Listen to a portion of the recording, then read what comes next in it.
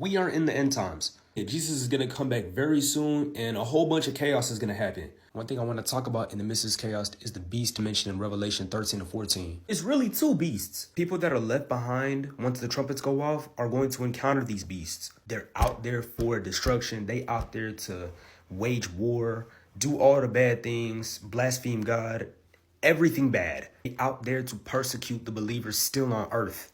They make an idol so people could worship him. Revelation 13:15. He was then permitted to give light to the statue so that it could speak. Then the statue of the beast commanded that everyone refusing to worship it must die. Let's keep going. Verse 16. He required everyone, small, great, rich, poor, free, slave, to be given a mark on the right hand or on the forehead.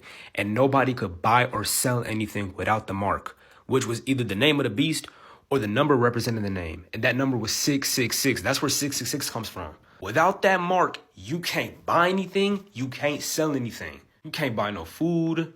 If you broke, you can't sell stuff like your car. None of that. What happens if you take this mark? You're fried. You're damned. You're eternally doomed. Not exaggerating. The chapter after that, verse 9. Anyone who worships the beast and the statue or who accepts this mark on the forehead on hand must drink the wine of God's anger. It's been poured full strength into God's cup of wrath, and they'll be tormented with fire and burning sulfur in the presence of holy angels and the Lamb. If you're left behind and there is a beast, do not bow down to it. Do not take its mark. Good? Great. So what happens if you don't do all of that? You're still fried, but the good news is you're not fried eternally. There's going to be persecution for the true believers still on earth. What should the believers do? Well, let's go back to chapter 13, verse 9. Anyone with ears to hear should listen and understand. Anyone who's destined for prison will be taken to prison. Anyone destined to die by the sword will die by the sword.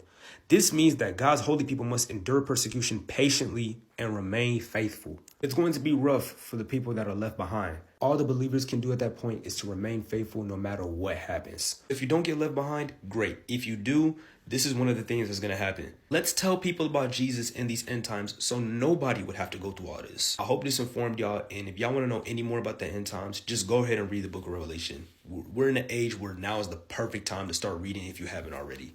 Peace.